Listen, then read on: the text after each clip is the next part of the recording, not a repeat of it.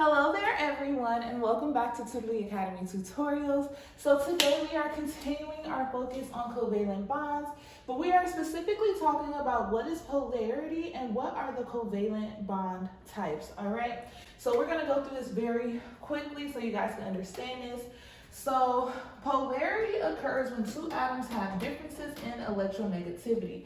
So these can be great differences or they can be minor differences.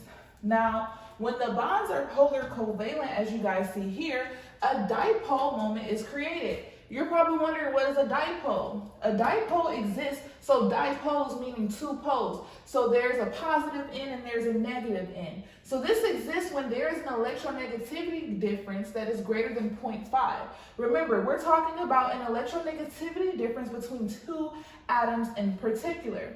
So the delta positive charge goes with the atom of lesser electronegativity, and the delta negative charge goes with the atom of greater electronegativity. Or you can also look at it this way. The positive, because poles begin to exist when, so let's look here. So you have chlorine, which has a electronegativity value of 3.0, right, of 3. And then you have hydrogen that has an electronegativity value of 2.1. So what it's saying here is that their overall electronegativity difference will be 0.9, which means it is a polar covalent bond. So why is that important? It's important because these two electrons that should be equally shared between hydrogen and chlorine, because of this greater difference in electronegativity, you guys see this orange thing that I drew here? That is the electron density. These two electrons are going to spend majority of their time circulating or surrounding chlorine, whereas it's not going to be as much electron density here. That is why the hydrogen gets the partial positive or delta positive, and chlorine gets the delta negative. Now this thing here is the dipole, where you start at the positive, but it directs towards the negative, because that's where majority of the energy or majority of the density is going towards, okay? So now that brings us to the different covalent bond types. Now, in non-polar covalent, there's an even sharing. So here, this is a covalent bond because there is sharing, but it's non-polar because if I remember correctly, I know hydrogen is 2.1, but I think chlorine is like 2.4 or something like that. They're really close in electronegativity value. So when there is not a great difference in electronegativity, we get these non-polar covalent bonds. So as you guys notice, there's no dipole moment created here, because dipoles are only created when it is polar covalent, okay? So for non-polar covalent, for example, you have diatomic molecules. So you have chlorine, oxygen, nitrogen, fluorine, iodine, bromine, and hydrogen. So when you have two of the same atom together, it's like subtracting itself. 2.1 minus 2.1 is 0. So there is no difference in electronegativity value. Therefore, there is an equal sharing, or an even sharing, I should say, of electrons. Now with polar covalent, as you guys saw here with HCl or hydrochloric acid, there is an uneven sharing of these electrons, okay? So it occurs when they differ moderately in electronegativity. So there is a certain value. So for non-polar covalent, it's when it's less than 0.5. For polar covalent, it's when it's 0.5 to 1.7, okay? So then I just wrote out the numbers that go along with this example up here.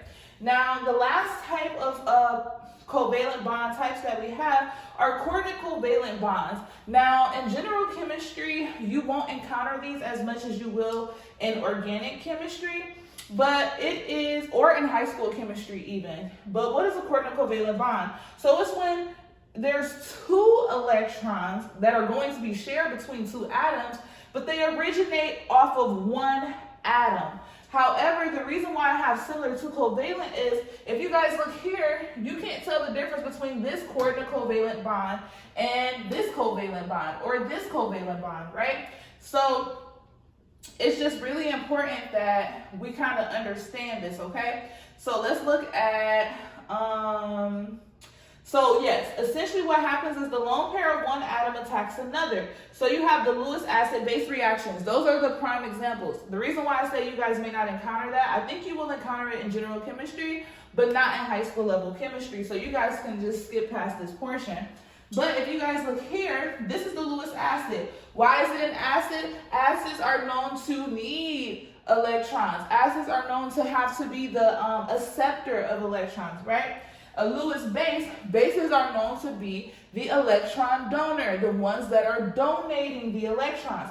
As you see here, there's nothing on this boron atom. But as you look here on nitrogen, there are two electrons that are here, one lone pair that is ready to be shared with this. So this nitrogen or this ammonia atom, it donates its 2 electrons to this boron to form what we call a coordinate covalent bond. So the 2 electrons that are shared between these 2 atoms, they're actually coming from one particular molecule, which is ammonia. So overall, this is a brief overview of what polarity is and the covalent bond types. We will go more into detail about, I believe it's Lewis acid structures that we're going to start talking about next, so that you guys can make a lot more sense of these things. But we're going to talk about those things next week. We are going to do like a quick brush through review, applying these different concepts of covalent and ionic bonds at the end on our weekend review. But other than that, if you guys are still struggling understanding this concept, you already know what to do. Go to www.tutorlyacademy.com and book your first tutoring session with us, where you will receive 20% off your first tutoring session.